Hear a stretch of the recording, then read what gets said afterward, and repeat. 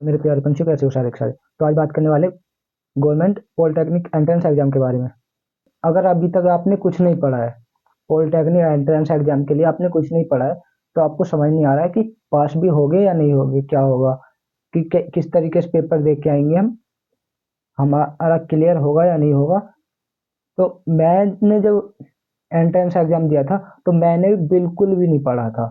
सिर्फ 2 से 3 दिन पहले बुक उठा के देखी थी और मैंने पास कर लिया था। तो कुछ पॉइंट बताऊंगा, उन्हें देख लेना। और अभी से अगर आप 15 से 20 दिन पढ़ लेते हो, तो अच्छी रैंक लेके आ जाओगे, अच्छे कॉलेज में एडमिशन हो जाएगा।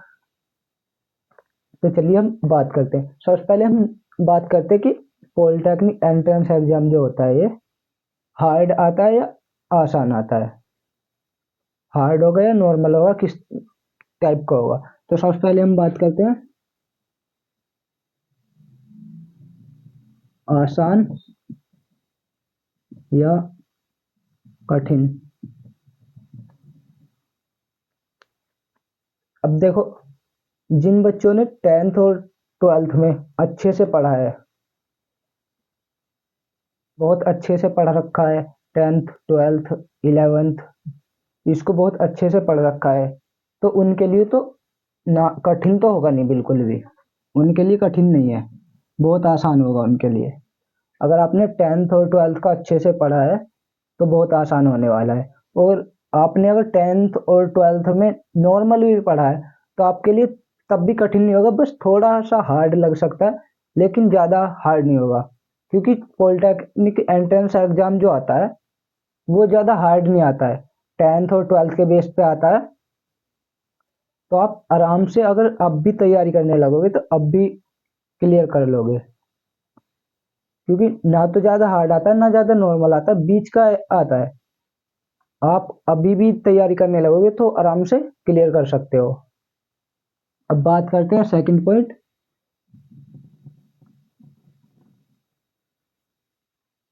जब मैंने एग्जाम दिया था, मैंने शायद 21 या 20 2021 या 2020 में एग्जाम दिया था।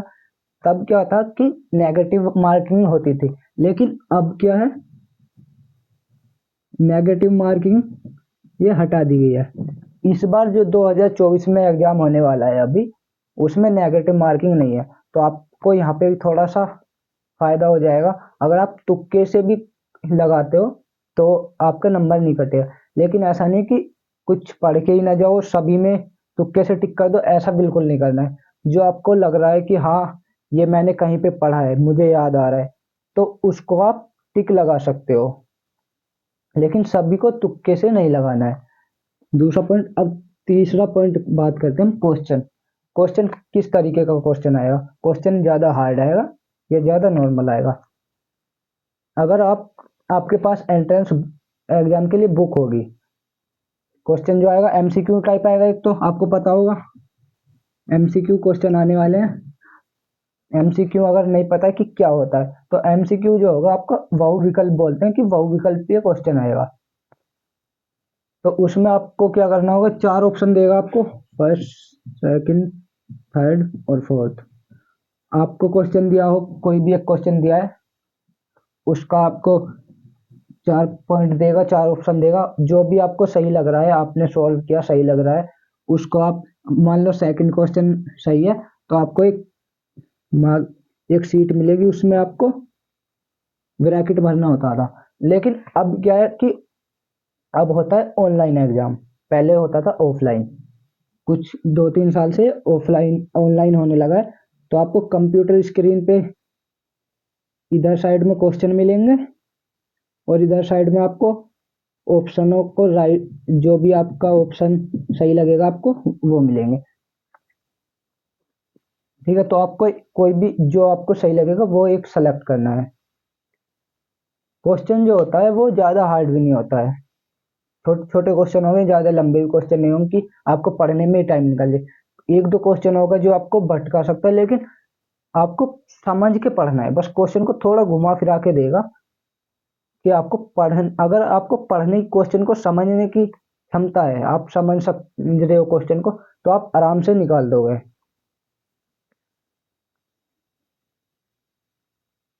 मैथ में जो ट्रिग्नोमेट्री से क्वेश्चन जरूर आते हैं, तो ट्रिग्नोमेट्री आपको थोड़ी अच्छी करनी होगी। ये तो होगी इतनी बात, ये पॉइंट हो गए।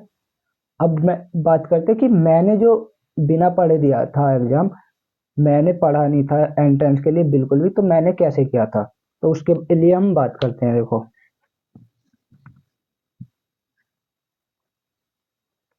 सबसे पहली बात तो ये, जब मैंने एंट्रेंस एग्जाम दिया था 2021 में दिया होगा, 2020 या 2021 में मैंने एंट्रेंस दिया होगा। तो मैंने क्या किया था, ट्वेल्थ के बाद मैंने एंट्रेंस एग्जाम दिया था। तो मैंने जो ट्वेल्थ में बहुत अच्छी तैयारी की थी उस टाइम पे, तो उस वजह से मैंने बिना पढ़े भी एंट्रेंस निकाल दिया। अगर आपने टेंथ और ट्वेल्थ इन दोनों में अच्छी तैयारी की हुई है, तो आप 1 या 2 दिन मतलब अब से भी पढ़ने लगोगे और आखिरी दिन तक अच्छे से पढ़ोगे, तो आराम से आप अच्छी रैंक लेके आ सकते हो।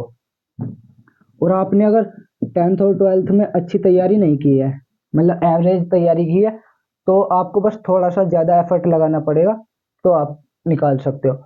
और जो आते हैं वो बच्चे जिन्होंने टेंथ और ट्वेल्थ में बिल्कुल तैयारी की ही नहीं है, जो बोलते हैं कि भगवान नाम पे पास हुए हैं, जिन्होंने एग्जाम दे के आए हैं, सिर्फ पासिंग मार्क्स लेके आए, पास हो गया, उन्होंने तैयारी नहीं की थी, अगर वो एंट्रेंस एग्जाम देने जा रहे हैं, तो उनके लिए सबसे आसान तरीका है कि अगर उनको अभी पास करना है ये एग्जाम, तो उन्हें क्या करना होगा, उन्हें अपनी बनानी होगी एक स्ट्रेटजी।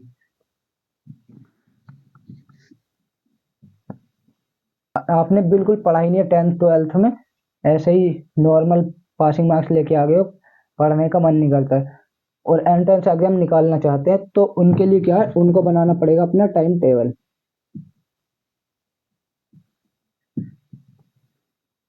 टाइम टेबल बनाने के लिए उन्होंने क्या करना हो, अभी ना तो आप कहीं कॉलेज जा रहे हो ना कोई अदर, बस आप पॉलिटेक्निक एंट्रेंस पे फोकस कर रहे होगे, तो आपको क्या करना होगा, आपको उससे ज़्यादा नहीं, 8 घंटे 6 घंटे भी अगर निकाल लेते हो आप, 6 घंटे का भी आप अगर शेड्यूल बना लेते हो, तो भी आप आराम से एंट्रेंस एग्जाम निकाल सकते हो। आपके बुक उठाइए, बुक में आपके जो जो आपका पॉलिटेक्निक में सिलेबस आने वाला है, सिलेबस तो आपको पता ही होगा, अगर नहीं भी पता है सिलेबस जो आपको गूगल से देखना होगा या आपने फॉर्म फिल किया होगा, तो आपके फॉर्म में भी मिल सकता है, क्योंकि सिलेबस में ज़्यादा तो बच्चों ने वही केमिस्ट्री फिजिक्स मैथ वाला ग्रुप होगा, लेकिन पॉलिटेक्निक में जो होता है वो अलग अलग ग्रुप के लिए होता है। तो आपको अपने हिसाब से कि आपने जो भी ए ग्रुप में के लिए आपने अप्लाई किया, बी के लिए किया, सी के लिए किया, तो उसके हिसाब से आपको अपना सिलेबस डाउनलोड करना होगा। फिर सिलेबस डाउनलोड करने के बाद 6 घंटे का आपका शेड्यूल बनाना है आपका डेली का। अगर आप पीसीएम वाले हो तो 2-2 घंटे आपको केमिस्ट्री फिजिक्स मैथ तीनों को 2-2 घंटे देने हैं। आपका मतलब जो भी सिलेबस है उसके हिसाब से आपको 2-2 घंटे निकालने हैं। तो मैंने जो किया था लास्ट टाइम पे, मैंने 2-3 या 4-5 दिन मान सकते हैं कि तब मैंने बुक उठाई थी, और मैंने क्या किया था, बुक लेने के बाद मेरे पास बुक ऑलरेडी थी, तो मैंने बुक के जो भी सेक्शन थे, मतलब पीसीएम हो पीसीबी हो, तो मेरे लिए जो था पीसीएम था, तो मैंने स्टार्टिंग के बुक के जो थे 4 से 5 मैंने मैथ के, केमिस्ट्री के, फिजिक्स के, मतलब आपके लिए भी जो भी आपका केमिस्ट्री फिजिक्स मैथ या बायोलॉजी अगर आपके उस सिलेबस में है, तो उसके स्टार्टिंग के 4 से 5 चैप्टर बिल्कुल अच्छे से पढ़ लेना। और आपको गूगल पे पीडीएफ भी मिल जाएगी अब तो आप वहाँ से पीडीएफ डाउनलोड कर लेना, और 2 या 3 पीडीएफ, मतलब प्रीवियस ईयर क्वेश्चन की पीडीएफ डाउनलोड करना, 2 या 3 पीडीएफ ले लेना और उन्हें सोल्व करना। अगर आप पीडीएफ को भी अच्छे से सोल्व करोगे, अब से बैठ के लास्ट तक 3 पीडीएफ भी आपने सोल्व कर ली, तो भी आप अच्छा स्कोर कर सकते हो। तो मैंने क्या किया था, मैंने सिर्फ 4-5 चैप्टर स्टार्टिंग के पढ़े थे और लास्ट के 1-2 चैप्टर लास्ट के पढ़ लिए थे। तो मैंने इतना पढ़ा था सिर्फ लास्ट टाइम पे, वो भी 4-5 दिन में, और मैं एग्जाम दे के आ गया था, क्योंकि मेरी 12th में अच्छी तैयारी थी और मेरा एग्जाम निकल गया था। तो आपको इतना ही करना है, आपको टाइम टेबल जरूर बनाना होगा। जिन्होंने बिल्कुल भी पढ़ा नहीं है, ना तो 10th-12th में पढ़ा है और ना ही अभी तक पॉलिटेक्निक के लिए पढ़ा है, और जिन्होंने 10th-12th में अच्छे से पढ़ा है, वो अपने डेली के 4 घंटे भी देंगे। अगर उनको ज़्यादा ही अच्छी रैंक चाहिए तो आपको भी 6 घंटे दे लेना आप भी, क्योंकि जिन्होंने अच्छे से पढ़ा है वो तो अभी भी ऑलरेडी पढ़ रहे होंगे, लेकिन फिर भी और अच्छे से पढ़ लेना आप भी। प्रीवियस ईयर क्वेश्चन ले लेना और उन्हें सोल्व करना, क्योंकि एमसीक्यू टाइप होगा तो बुक भी ले होगी आपके पास, तो एमसीक्यू सोल्व करने में। और आपको एक काम और करना है, जब आपका एग्जाम हो, मान लो कि आपका कल एग्जाम है या परसों एग्जाम है, मतलब 2-3 दिन बाद आपका एग्जाम है। जैसे आपका एग्जाम है 20 तारीख को, और आपको क्या करना है कि 17 तारीख से 17 को एक, और 18-19, इन 3 दिन में, 17-18-19, इन 3 दिन में आपको क्या करना है कि एक प्रैक्टिस सेट लेना है। आप पीडीएफ डाउनलोड कर लेना और उसको प्रिंट करा के ले आना, और अपना एक टाइमर लगाना और उस टाइमर के अकॉर्डिंग उस पीडीएफ को सोल्व करना। तो उससे क्या होगा, आपकी एग्जाम में जब आप जाओगे तो आपकी पहले ही प्रैक्टिस हो जाएगी, और एग्जाम में किस तरीके से करना आपको अंदाजा लग जाएगा। तो इस तरीके से आप और अच्छे से कर पाओगे।